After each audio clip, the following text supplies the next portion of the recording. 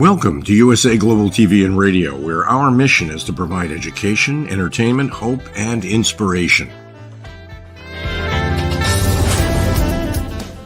USA Global TV and Radio connects you with experts and audiences all around the world every single day to help you succeed in business and to live a richer life. Visit us at usaglobaltv.com to learn about career and life-changing training and mentoring programs like the Listening Mentor. Subscribe to our newsletter to stay informed about our special programs and offers. Discover how you can become a guest on one of our shows or a host or producer of a USA Global TV and Radio show of your very own. That's USA Global TV and Radio, where the doctor is always in.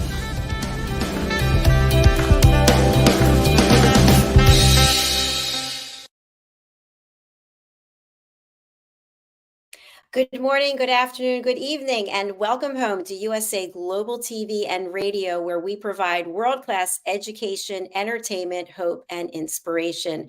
I'm Dr. Jacalyn Kerbeck, and our show today is The Corner Bookstore. This is one of my favorite shows. I recently became an author in 2021, and I owe a lot of my success to the man who is hosting the show today. His name is Mr. Red O'Loughlin, and he's been with me since 2021 when my first book became an Amazon #1 bestseller. I think we've had 3 or 4 since then. And we have, I think, 6 more books we're releasing this year. Red, come on out. Nice to see you, my friend. always nice to be seen. Red, I don't know how you do it. With everything that you do here on this platform, you have an entire life outside of here. You have helped me so much with your book coaching, and we've been able to come together and without any experience put out this content. We've got children's books. We've got a new book series coming out about elevated listening. Tell us about how you work with people like myself to have us get self-published and also to get that recognition from Amazon. Well, there was a time where I was invited onto the show. I think it's by our other host, DIANN. And I believe at that point in time, I was talking about how to write and publish your book for free. And based on that particular presentation, I think you reached out to me or we connected somehow, regardless, it doesn't matter the mechanism. But we started talking and you said, well, I want to do this, I want to do that. And we just kind of decided that we're going to do it together. And the first book was Behind the Green Screen, which was your transition from the corporate world to becoming an entrepreneur and starting out in the business of public broadcasting. And then that led to something else, which led to something else, which led to something else. And in the process, I'm going to say you're more of the instigator in this entire process than anything else, because this month of September, you have 4 books coming out. And that wouldn't have been possible with any other client that I worked with, because that's not the way they operate. I believe you have the system, if I remember right, it's called Gold Stars. Is that right, Dr. Jacalyn? It is. I'm all about the gold stars. You know that. And you've got plenty of gold stars yourself. And we've got a guest who has plenty of gold stars as well. Red, tell our audience a little bit about the work that you do in addition to the book coaching. And then we're going to bring out our special guest. I research the human body at the cellular level, chemically speaking. I look for cause and effect relationships. Treat a cause, fix a problem. Treat symptoms, and you'll always be treating symptoms. So I research the human body. I look for what causes things to happen. But I look at it from an aging perspective. What causes us to age? What is it about longevity that we might be able to improve our lives? So that's what I write about. That's what I speak about. That's what I research about all the time. I do that on a regular basis. I speak on a regular basis, and I help clients like Dr. Jacalyn with their books as a coach and as a publisher. Beyond that, I love to cook. I love to garden. I love to do a lot of other things, and I do all those with my wife of 55 years. And we just have a wonderful time. We just found out very, very recently our first great grandson will be born in early February. And so that's just something that just makes us tingle all over. Beyond that, I love to read. I love to do a lot of things. And in the preliminary, getting to know Beth Splaine coming up here, just all of a sudden she went off in one direction I wasn't expecting. And oh my goodness. So we have a very, very, very talented, major experience in the world coming up to join us today. So with that, I'm going to introduce Elizbeth Splaine. Please join us. Elizabeth, come on out. And we're going to call you Beth today. Yes. Great. Thank you for having me. And congratulations, Red, on your impending great-grandson. That's so exciting. Yeah, they've been married almost 6 years. We figured eventually it would happen, but so it's one of those things. I guess it was. I don't know if it was well planned out or thought out or not, but as it is, things happen, and we're eternally grateful. Our next granddaughter down in line has decided that she's certainly old enough to get married, but I think she's going to become a professional student. I don't know. Just finish that. But it's interesting though, because my grandson's wife had a 4.0 GPA in college in 3 years. And Wow. what she liked about my grandson, I don't know, but it's worked out very, very well. So regardless, Fantastic. the mystery. And then we have That's one more great. granddaughter that's senior in high school. But the show's not about me. The show's about you. So Yeah, one but that's so special. It's wonderful. That is nice. I was going to give a little bit of backstory. So Beth actually came to our platform, I believe, through Ann Scotland. Yeah. Yes. Yep. Yeah. I'm Spiritual Butt. And then we reached out to you, as we always do, with the survey, and you became an elevated listener, which means so much to me. It's my mission for everyone in this world to learn how to listen. But you've had quite a career yourself. You're no stranger to the stage. You're a former opera singer, and you're a vocal coach, and you're an author. And so I'm just wondering if you could share a little bit with our audience about, was the authoring at the same time as the being on the stage as an opera singer? Because that seems like it would take a lot of time and energy. You're absolutely right, Dr. Jacalyn. So I started out in healthcare. I got a master's in healthcare administration, and I worked in healthcare for 10 years. And while I was working in healthcare, towards the end of that 10 years, I started auditioning and getting roles in local opera companies. And then I built that up to regional companies. And then I decided that I didn't want to be on stage anymore. It was like a switch went off. I had started to write a novel, not on purpose. A character popped in my head that would not leave. And I went downstairs after brushing my teeth. This character came in my head, and I started writing. And my husband came home and said, "What are you doing?" And I said, "I think I'm writing a book." And that book has never been published. I'm actually in the process of rewriting it right now. So it will end up being the first of 3 of a trilogy. And then, so I continued writing, and the ideas kept coming. And then I won a contest. So my 3rd book was traditionally published. It did well, and I moved on to a 4th book, which was also traditionally published, and a 5th as well. So I have a children's book coming, my first children's book coming out in November, and the artist doing the illustrations is from Ukraine. So it's very, very special to me. It's called Tyrone the Mouse Tenor. And I have another book coming out next year, which is unique and different and based on a real story that blew my mind when I heard it. So that's how I got where I am. Well, that's curious because I wouldn't think of a mouse being a tenor.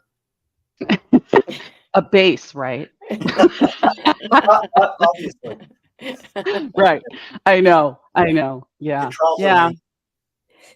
Beth, I want to ask, when you told your husband this and you said you were writing, what was his reaction? Because it's probably completely out of nowhere, right? Yeah. And I had written for a parenting blog, like 2 articles, but I always enjoyed writing, but I never saw myself as a writer or wrote anything longer than an article. And so when I said, what I really said was, he said, "What are you doing?" And I said, "I don't know. I think I'm writing a book." And he said, "What?" And I said, "I think I'm writing a book." And he was like, "Okay," And so, but I just kept writing. And now I've gone back and I'm rereading that first book, and it's, he's blind, and he is blinded by he's a child psychologist, and he's blinded by one of his clients. And he's so troubled about the fact that he missed the warning signs in this kid that he goes back to school to become a profiler and gets teamed up with a Boston homicide detective. So, and they of course become romantically involved, but he's never seen her. So the first book is all from his perspective. So there's no sight in the book. It's completely from his perspective. And so as I'm rewriting it, I'm trying to decide whether I can get away with that or whether I need to switch perspectives each chapter to make sure that it's interesting enough. But it's fun to go back and see how much I've grown, not only as a writer, but as a business person around the job of writing, which I think a lot of writers, especially aspiring writers, don't necessarily think about for good reason. As you guys know, it's daunting, it's time sucking, it's not super creative. So for a creative person who wants to just spill onto the page, if I could, I would just keep writing books and leave the business to someone else, but that's not the way it works. And that's okay, because it forces a writer, in my opinion, to take responsibility, not only for the product, but for the dissemination of the product. It's interesting that you chose blind. Is that part of something in your experience in healthcare that prompted you to think this way and then kind of develop a potential book? 'Cause that's not something most of us would think about. Yeah. The character popped in my head. His name popped in my head first, Julian Stryker. I just thought it was a really powerful name. And he came to me blind. Like I knew exactly what he looked like. I knew he had been stabbed by one of his clients. The only experience, and I do have a very little bit, and I say that in all seriousness because I don't want to say that I'm an advocate or, but when I did my internship between first and second years of grad school at North Suffolk Mental Health Association in Chelsea, Massachusetts, they had some houses that where people who were differently abled could reside. So they had the deaf house, they had a blind house. So I went with the person that was overseeing my internship to these places, and I was impacted. I mean, it's very powerful to sit in a room with I'm the only hearing person there, and plus my mentor, and everything is done in ASL, sign language, and it's powerful. It was very powerful. Same with the blind house. That's what it was called. It sounds terrible, but and just very powerful and how things were laid out. And so yeah, I think it did impact me. And I think what I love about this character, Julian Stryker, he went through the 5 stages of grief, but he comes out on the other side and decides he's going to make a fabulous life for himself. And I think that idea of overcoming adversity, of course, is a wonderful idea that hopefully I bring to all of my books. But the books include, starting with Julian, before I even knew what my themes were or what my mantra was, is about hope and kindness, forgiveness, compassion. So a theme in all of my books is also choice. We can choose to be happy. We can feel sad, but it's a choice to kind of move through that sadness, sit with your discontent or sit with your sadness or your worry, and then walk through it. And hopefully coming out stronger on the other side. Having gone through grief with my mother passing last year, the phrase, sit with your whatever, sit with your grief, sit with your anger. It doesn't mean you let it consume you. It means that you acknowledge that feeling, you process it, and then you choose to move forward in a positive way with hope, compassion, kindness, love, and forgiveness. So, but these are all choices. And so this is in my book. So I didn't even realize back then that I was creating kind of a brand, but that's my brand. So. That's beautiful. Absolutely. A question I have for you is, with your career in opera and your work as a vocal coach, how has that impacted your writing, or what have you learned from that career that you're now incorporating into your writing? Yeah, it's a great question. No performance is ever perfect. No book is ever perfect. You give everything your all, and you practice and you rehearse and you rewrite and you edit and you edit and you edit and you rewrite, but nothing is ever perfect. Another thing I've learned is someone said to me early on, I hope you're ready for this publishing business because this is pretty nasty. I mean, it can be pretty brutal. And I laughed and I said, oh, honey, I sang at the Metropolitan Opera for exactly 11 seconds in an audition, in a cattle call audition with 600 other opera singers that lasted 2 days. We stood in line for 2 days. I'm good. You don't need to worry about me. The other thing is, I don't have a music degree. I don't have a teaching degree. And so every single thing that I have gotten by not taking no for an answer. It doesn't mean I'm the best singer or the best teacher. I know what I'm good at and I know what I need to work on. I'm very clear about that. And I'm always upfront about it. Same thing with my writing. I know what my strengths are and I know what I need to work on. But celebrate the wins, celebrate the milestones that help you get to your goal. Don't create a goal that is so far out of your reach that you set yourself up to fail, which I did early on, both with writing and with singing. So they are remarkably similar. The way you approach, one thing that always bothered me when I was singing is that I wasn't creating anything.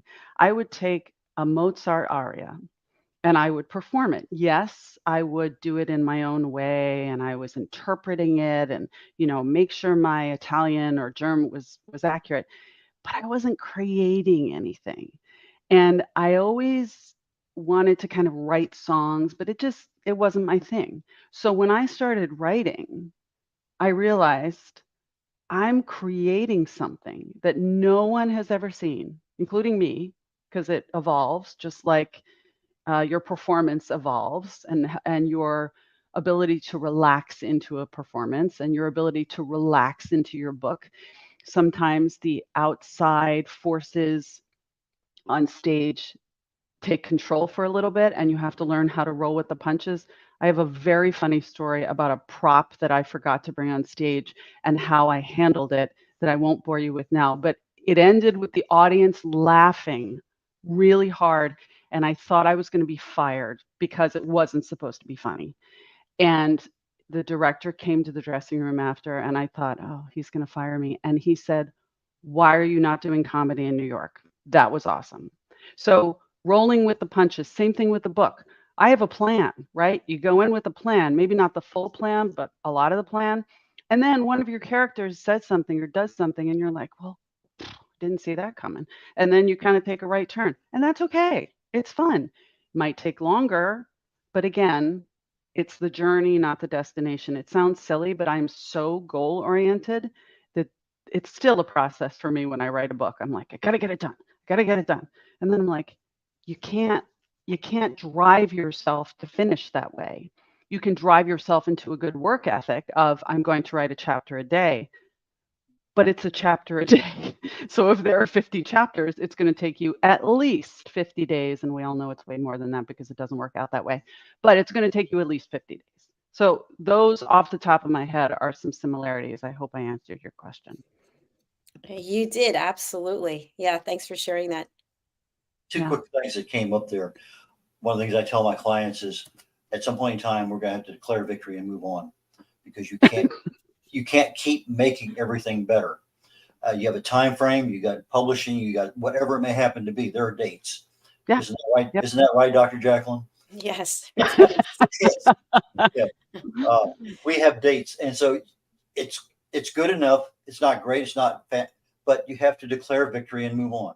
And so if you accept that as a potential in what you're doing, as you're saying, I can always go back and change it. There's nothing saying you can't, but that is one of those things that you have when you're on a schedule, you can't make it perfect. And I think that acceptable is whatever victory you decide to apply to it. I know that sometimes I'm reading and the journey is there. I'm super engrossed. And then all of a sudden the character gets killed out of nowhere. It's just an accident. And I have to go back. I go back and I read that 2 or 3. is that character really gone? Because there was so much time invested in that, and the character's gone. She's no longer there. And so you're talking about creating, sometimes that creation leads you, and then sometimes it just falls off the edge of the cliff.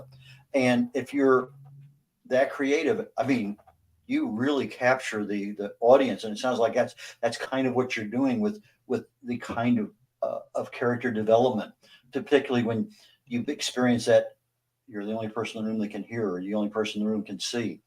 That gives you a totally different perspective on the narrative as things are going. I just find that to be fascinating.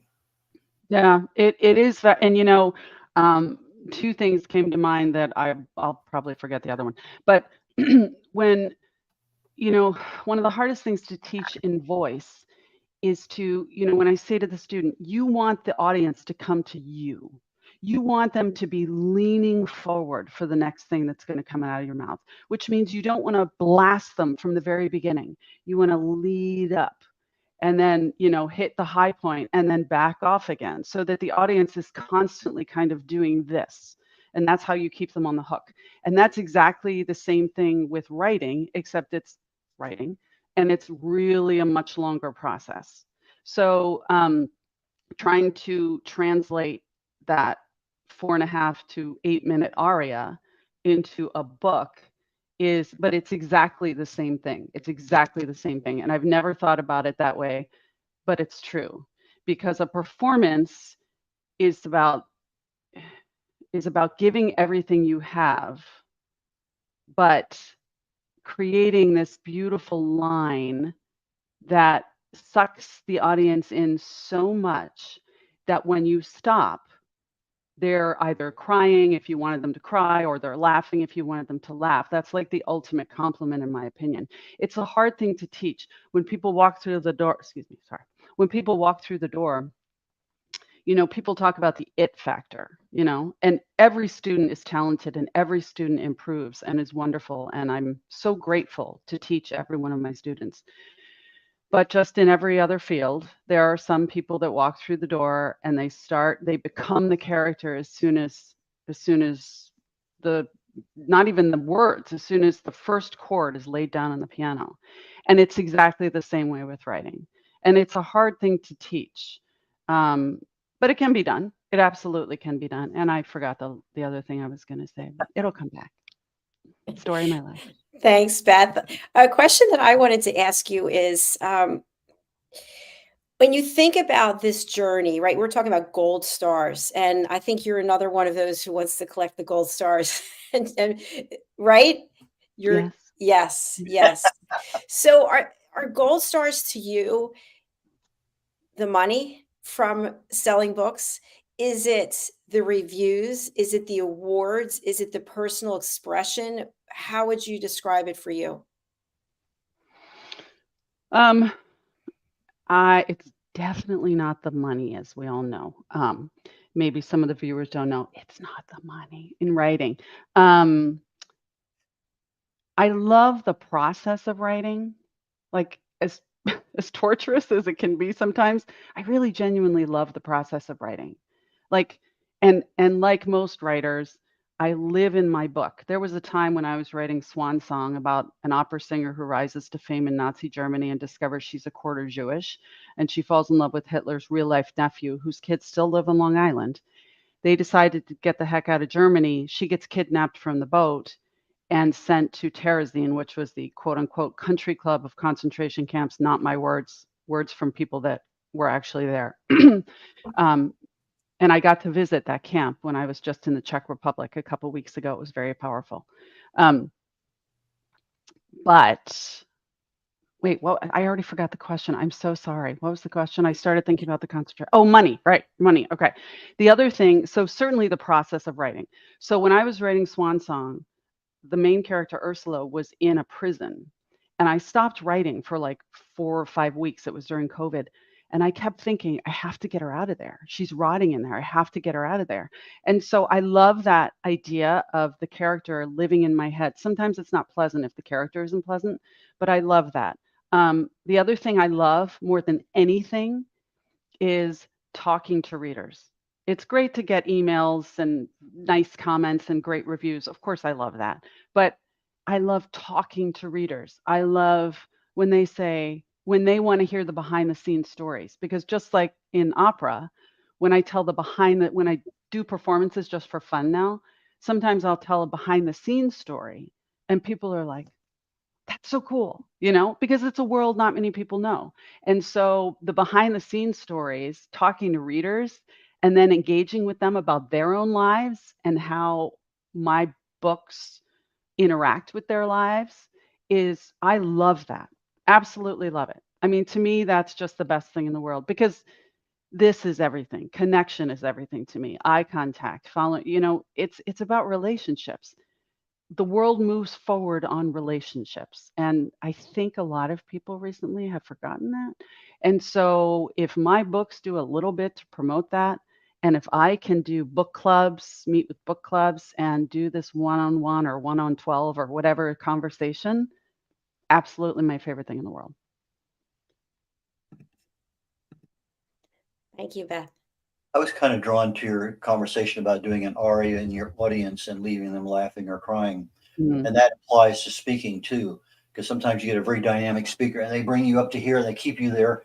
And in 10 minutes, the audience is wiped out. And whether you're down low or up high or laughing your butt off. And the same thing can happen in some books. You get some of those books and it just kind of keeps you at, I need a break. But that is something that, from your perspective, and you're right, you have to have that cadence and that tempo, because you can't keep everybody at an elevated level throughout the entire time, because you're sucking them in, but you're sucking all the energy out of them. It's a good point. Yeah, you're absolutely right. Yeah. And so so it's an awareness of, okay, yeah, this is happening and I'm going to get that person out of wherever it is. But there has to be some thought processes. Well, how am I going to do that? And I think that's kind of what you're aware of, because it's living here, and your subconscious mind, you give it, how do I do this? And That's right. And even though you don't know the answer, you challenge your brain. How am I going to do this? How am I going to? And all of a sudden, and it's working 24/7. So you're sleeping, it's still working on that challenge you gave it. And then all of a sudden, oh, I know the answer. Yes. And I was on a massage table in Panama when the ending of Devil's Grace, which is a medical thriller, came to me literally face down, and I went, oh, and the massage therapist was like, what? And I said, never mind. And I was so excited, and I just wanted to get home, because of exactly what you said, Red. It had been living in my brain, and I didn't love it. I have to love it, and I didn't love it. And then I had my aha moment, and it was wonderful. And that same ending of the book, I had a woman, a complete stranger, call me. I have no idea how she got my phone number. Anyway, she called me and she said, hi, you don't know me, but I read this book, Devil's Grace, and I have to ask you about the ending. And I said, okay. And she said, is it this or this at the ending? And I said, well, actually, that's up to you to decide. And she said, what? No. There has to be like a set ending. I said, no, it's your choice, actually. And she said, okay, well, I think this. I said, okay, then that's what it is. She's like, no.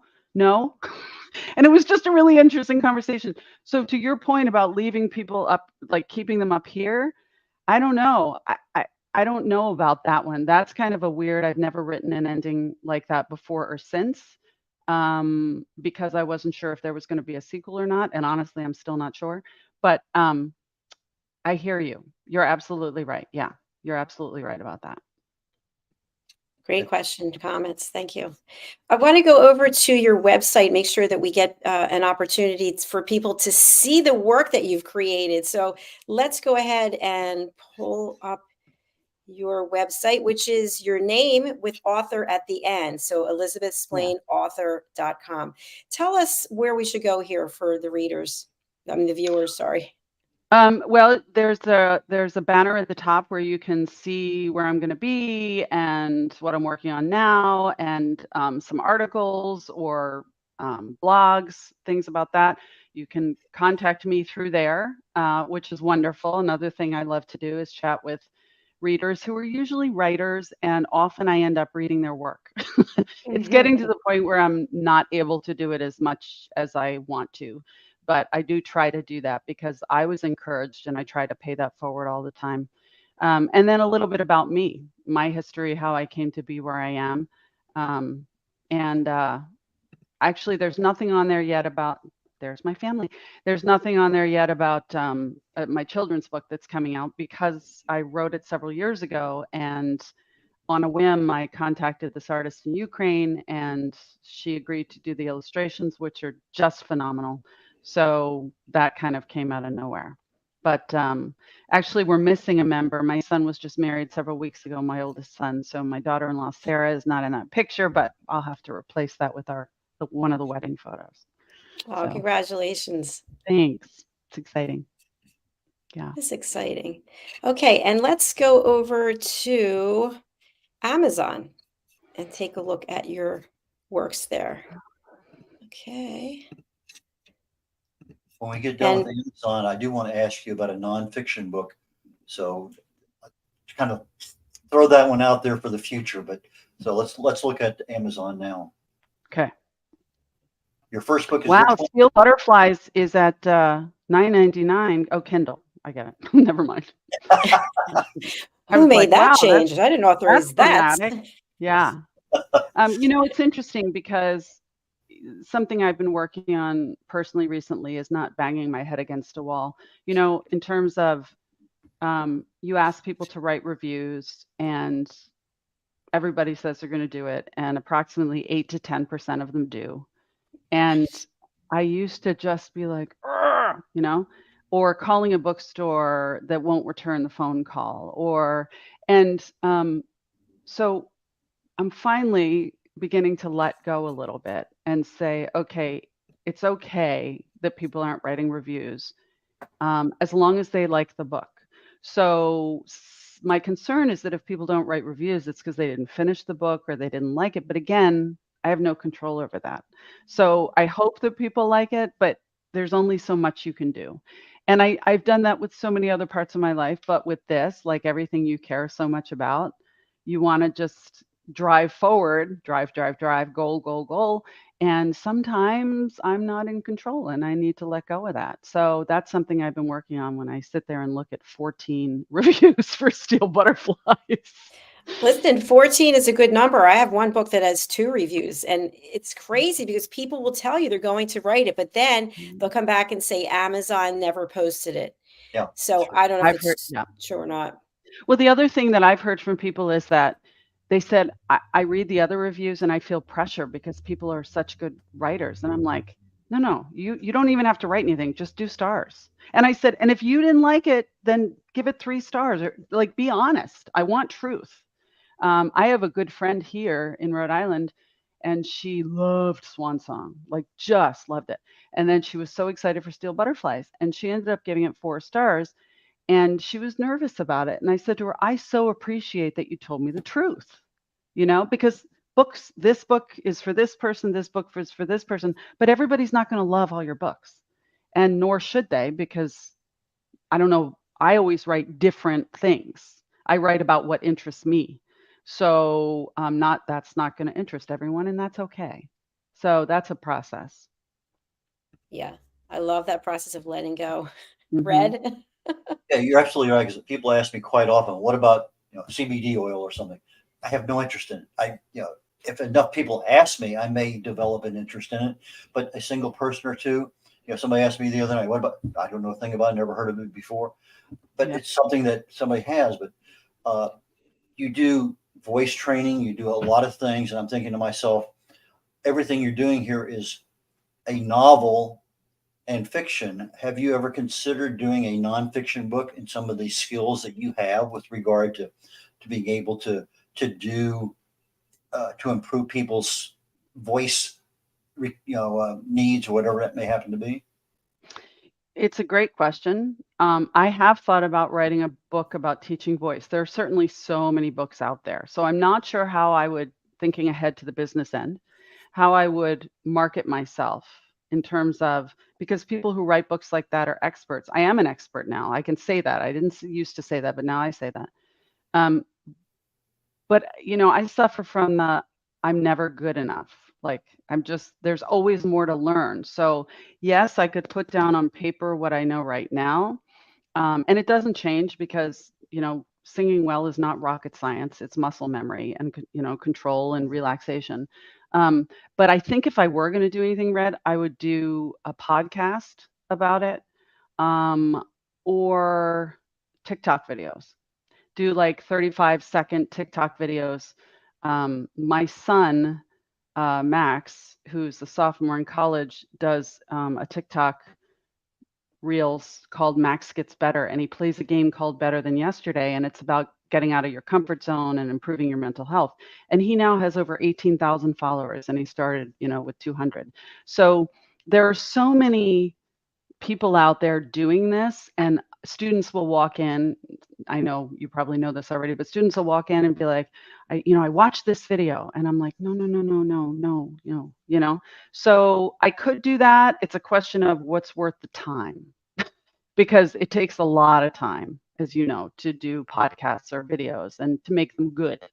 And in our 7.5-second generation of people that don't want it, they give you 7 seconds or 3 seconds to capture their interest. I don't know if I could do that, honestly. I Or if know a I want great to. platform that you could do your podcast on, just saying. Good point. Excellent point. Did you know when you started that you would have sequels to some of these books? No, absolutely not. Yeah.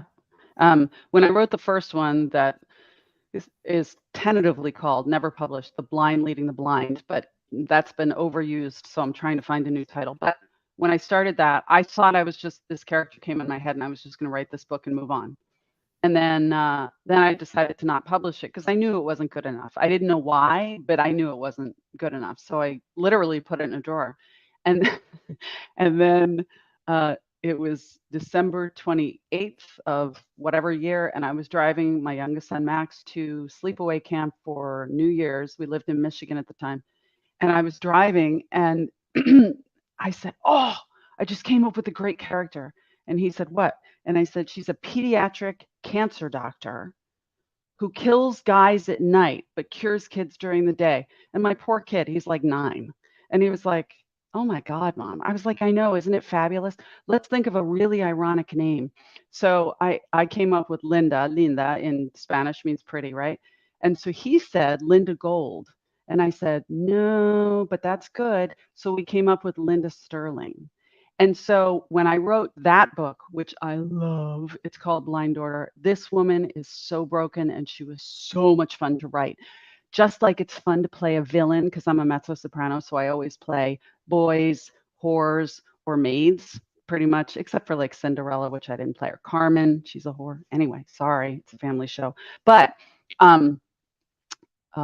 it was just so fabulous to come up with this great character because I could write her. But then I would flip over to Julian Stryker, who was the light and the compassion and the kindness and the love. So there was this yin and yang, this push and pull throughout the whole book. It's still one of my favorites.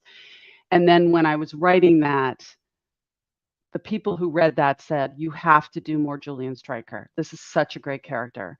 And anyway, so I ended up writing the next book, which is called Blind Knowledge. And it's about a little girl who is standing in the middle of the road. Julian and his girlfriend find her in the middle of the road, and she's holding a jar of buttons, and she doesn't speak.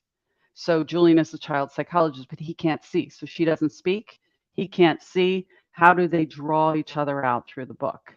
And that's been that was the third blind book.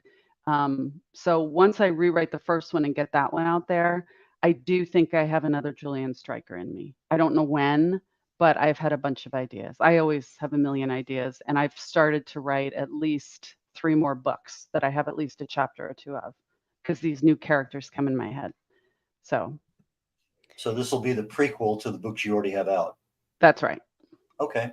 Yeah. I love the storylines. Fascinating. Thanks. It's so fun to write. Julian is like slipping on an old pair of slippers. Like he's so easy to write. And his assistant, Jesse, Jesse James, whose real name is William Stein, but he wanted to be an actor. It didn't work out, so he kept the stage name. So it's Jesse. And, he's such a character. So, and he takes care of Julian and, and he's very bossy and he's just fabulous. The characters I love them so much. It's funny. I don't know. I don't know. Maybe I hope other writers are like this. Otherwise I feel like I'm weird, but it's just so fun to write those books. Beth, how can people get your books? What's the best way for you to send them? Probably bookshop.org is a great way because that supports local bookstores, which is great. I'd be thrilled if people went to their local libraries and asked the library to buy several copies of each book. That would be great. People don't need to buy my book. I want my books to get out there because I have something to say, and I think I'm hoping it will positively impact people. I'm not saying it's the best in the world, but I think they're enjoyable, and I think that people can be positively impacted. So obviously Amazon, but bookshop.org, but really going to your local bookstore and asking them to order the book, or going to your local library and asking them to order the book would be awesome. Thank you. You bring up something so interesting because that's something that nobody else on any of the shows we've been on. I was just going to say that. Yes, it's so obvious, but we just don't think about it. I mean, Dr. Jacalyn, I've talked about on some of her books, and she's knocked on doors here, there, and yonder. But to go to the library and say, "This is a really great book. I would love to have it available for your readers." That is, I love that. I really and truly do. Thank you. Yeah. Oh, my pleasure. Libraries it's funny because a lot of libraries, as you know, are trying to figure out how to bring people in. And so same thing with some religious institutions. And I know I think it's in New York, there's a synagogue that became a community center. So they have the religious component, but it's also a place for kids to come and play pool. And they also have a library attached. So, as we continue to move forward, I feel like we need to figure out how to incorporate new ideas to draw people in. People think of libraries as the Dewey Decimal System and a card catalog. Obviously I'm dating myself, but there's so much more than the internet if you walk into a library, and libraries are our friends. If you want to get your book out there as a struggling writer, then do a program related to your book. Don't just sell your book. You're going to sell your book if you go up there and you talk to people about the process of writing. Or I created a presentation called Lessons from a Probably Should Be Committed Writer. And it's like 42 slides. It's in 3 sections. It's about writing a book, publishing a book, and marketing a book. And I know that's your bailiwick, and I'm not trying to step on your toes, but I went to local libraries and I've given it every time I've done it. Aspiring writers are coming and they're like, well, how can I get your books? So, you're selling 15 books at a time without selling your book. You're just imparting knowledge you've gained along the way. And again, I am about paying it forward. That's what teaching is, right? You gather knowledge and then you find curious people and you vomit it out all over them. And they love it and they absorb it or they don't. And so that's what libraries are absolutely critical, in my opinion, to us as a society. And I feel like we need to harness new ways of using them. And this is one of them. Brilliant. Excellent points. Thank you so much. Yeah. I'm excited because I'm actually presenting at 5 local libraries before the end of the year. Yay. Good for you. That's awesome. Yeah. I just made a note to myself to invite Beth to be on the Wise Ones show at some point in time in the future. Because does that mean I'm wise? Very wise, Beth. It means that you have something to share that I think an audience would truly enjoy. And I truly believe that. Oh, thanks. That's very thoughtful. I appreciate that. I'd love to have you on the film and music show also because our co-host is a vocal coach in London. She's a very good friend of mine as well. And I would love to have the 2 of you get to know each other. That'd be awesome. I think both of those sound super fun. I love doing, as you know, to me, this is just a conversation. It's like we're at a cocktail party. I'm like, oh my God, what did she say? It's great. Well, we have to close out this show. We have another show right after this. Beth, what is the best way for people to get in touch with you? We've put up your website. We've shown the author page, but maybe people just want to hang out and get to know you better or have a chat about experience. How would you like people to reach out, and who would you like to reach out? Anyone.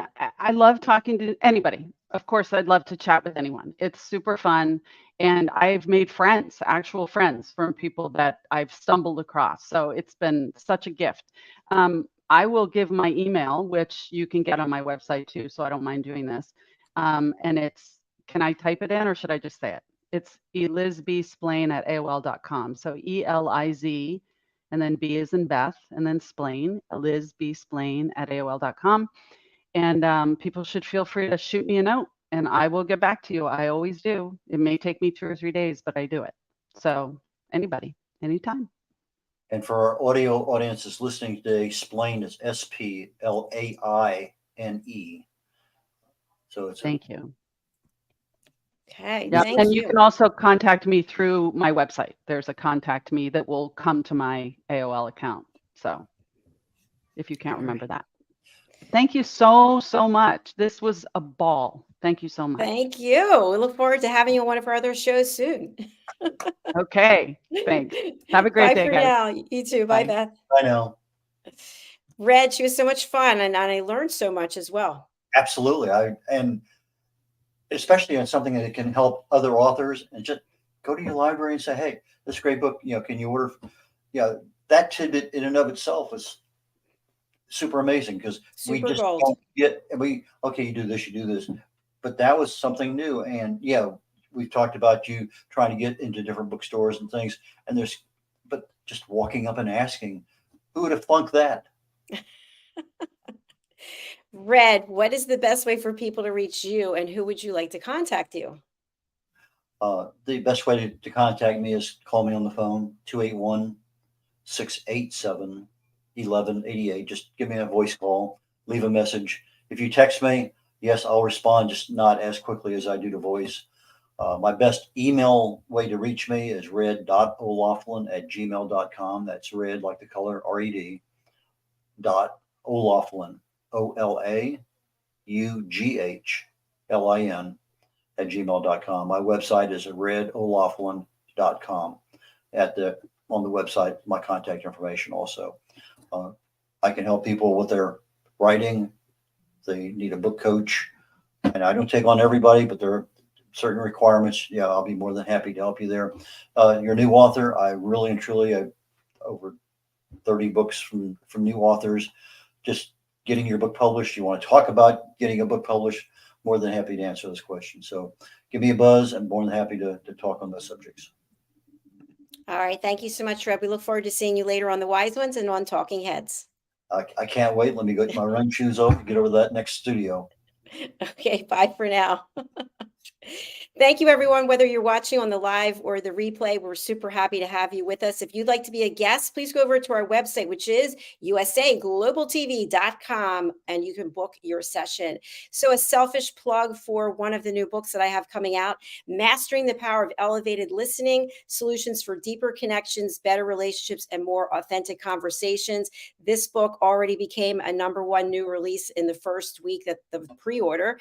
So the book is actually going to be available in paperback and hardback on the International Day of Listening, which is September 21st. I've written this book as a textbook. It has case studies, it has testimonials, and it has 2 quizzes. One you take at the beginning and one you take at the end, because everybody thinks they're a great listener. But guess what? You're probably not. We all have something to learn. So that's why I've written this, so that it can help people, because I really believe when we're listening at an elevated level, we have a much greater chance in this world for inner peace, which I believe will lead to world peace. So that's enough of my sermon for now. Let's hear from our sponsors. We're going to start with the lovely DIANN Floyd-Boehm, and then we will hear from Zane Carson Carruth. Take a look and take a listen. We'll be right back. Hello, I'm children's author DIANN Floyd-Boehm, and I am co-host for several of the USA Global TV and radio shows. I joined because of the purpose of the USA Global TV and radio. They provide content for the viewers and listeners, an opportunity for people around the world to have their own show or even be a guest on an existing show. We truly believe in helping others get their positive message out to the world. We also have the opportunity for the listeners. You can watch on several platforms, and on YouTube, you can ask questions and even give a comment. We absolutely love it. I love being part of the USA Global TV and Radio because I love positive messages. And who doesn't? And we need more of that in the world. We are a family, and we hope you will join us and become part of the family too.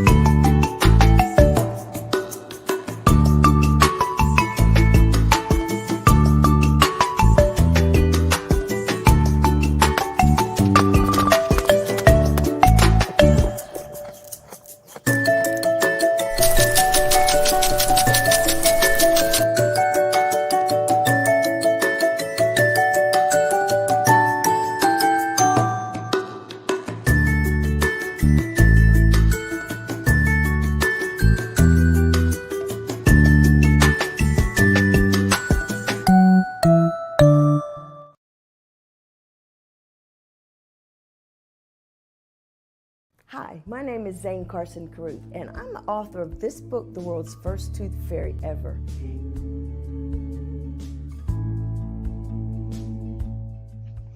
Reading is magic. Studies have shown that reading to your children lays the foundation for greater success in life. Reading helps develop language and vocabulary skills. It helps improve memory, and it encourages curiosity and inspires creativity. The benefits are immeasurable, and as a parent, you'll benefit too.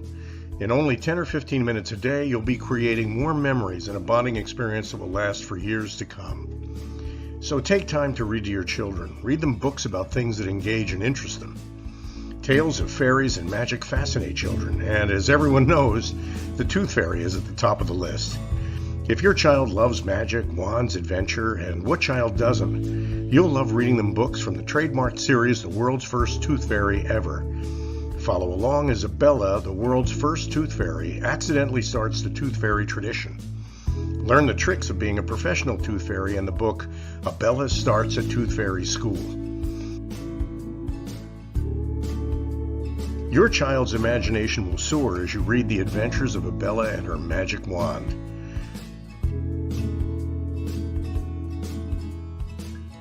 These wonderful books are available at worldsfirsttoothfairy.com.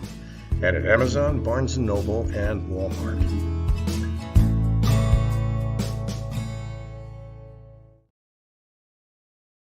Meet Dr. Jacalyn Kerbeck, President, Founder, and Chief Listening Officer of USA Global TV and Radio. She is a certified life, career, and executive coach. Dr. Jacalyn is the Amazon #1 best-selling author of Behind the Green Screen and Adversity to Awesome. As the listening mentor, she teaches children and their families how to listen at an elevated level through the book series titled The Amazing Adventures of Lady Ella, the Listening Mentor.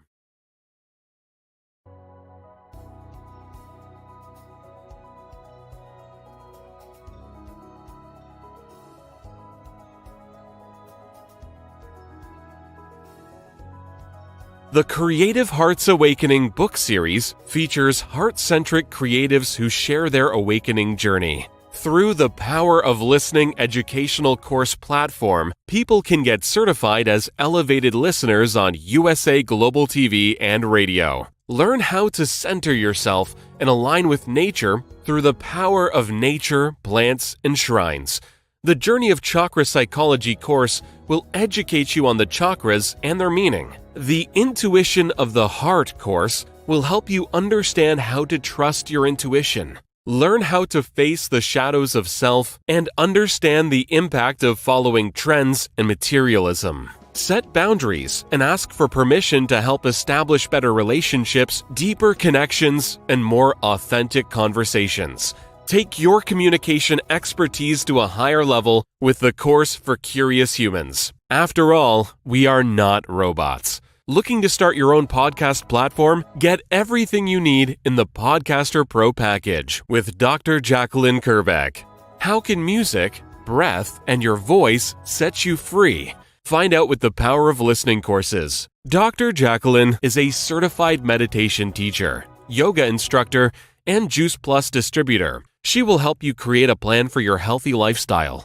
As an expert in the art of interviewing with over 3,000 hosted and/or produced live broadcasts, Dr. Kerbeck helps her clients stand out as global broadcasters. Dr. Kerbeck's books are available on Amazon. Start your listening journey by reading. Tune into the Listening Mentor TV show, Fridays on USA Global TV, and learn how listening can be your superpower. Dr. Jacalyn Kerbeck, MBA, DBA, Certified Holistic Life, Career, and Executive Coach, Certified Yoga Sculpt Teacher, Certified Meditation Teacher, The Listening Mentor, Singer-Songwriter, Founder, President, Chief Listening Officer of USA Global TV and Radio. drjacalyn.com. Thank you to all our elevated listeners, team members, animal characters, and co-authors. Contact us at 215-852-9406. Jacalyn at drjacalyn.com.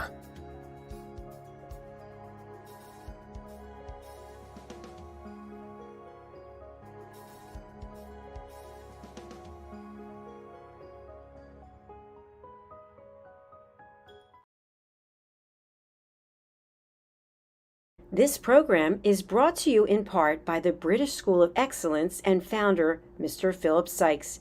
Building confidence, changing lives.